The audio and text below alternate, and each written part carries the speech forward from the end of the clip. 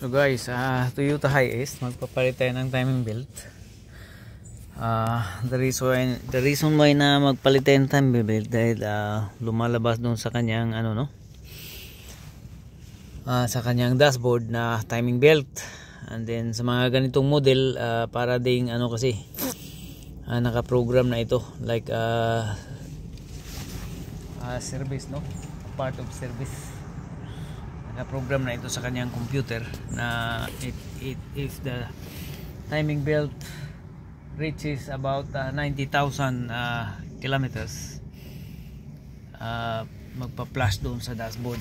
So kaya ito merong timing belt sa dashboard na nagka-indicate, no? So papalitan natin and then i-reset natin yung kanyang timing belt warning sign on the dashboard after. So this is Toyota Hiace, guys. Toyota Hiace 03 van ito. Hiace, malaking van ng Toyota. So pilitan nating hindi natin tanggalin itong scope niya, no, ng kanyang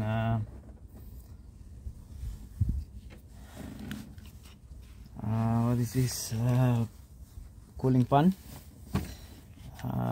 Hanap na tayo ng paraan para mas squeeze out natin. So tatanggalin na natin itong kanyang belt cover.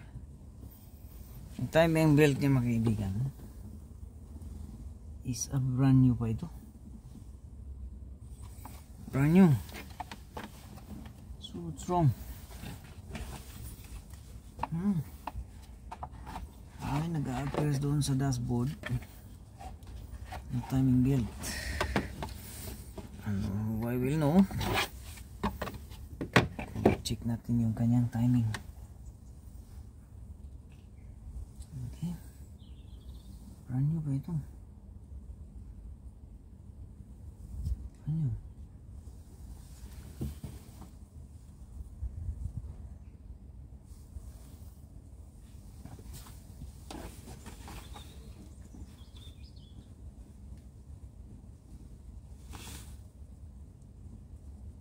Talagang maluwag. Kita nyo? Kaya nag-appear siya sa dashboard dahil dito. Sobrang luwag po niyan, guys. Kita nyo? Kita ko sa inyo. Yung kanyang timing belt brand new, but in the long run lumuwag. Kita nyo? Grabing luwag talaga. As in. So in this case, i-correct po natin ito. Dapat hindi ganito to. Kita nyo? Dapat hindi ganyan yan. I-correct natin yan. Maring nagkamali sila dito. Pag trigger ng kanyang belt tensioner, nito ilagay natin sa top dead center, and then i-correct natin yung timing belt. Napaka sobrang load. Grabe, sino nagkabit ito? Grabe, matwist talagang. Pwede kong i-twist. Kita nyo? Talagang pwede ko siyang i-twist. Twist by hand. It should never go like that. Okay? So, ang titingnan natin dito, yung kanyang top dead, which is magtanggal tayo ng laking trabaho ito.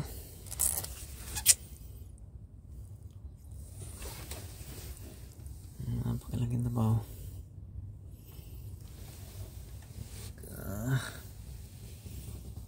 Kasi pagtanggal ng kanyang what it is, glue plugs, na para mahanap natin yung kanyang top dead,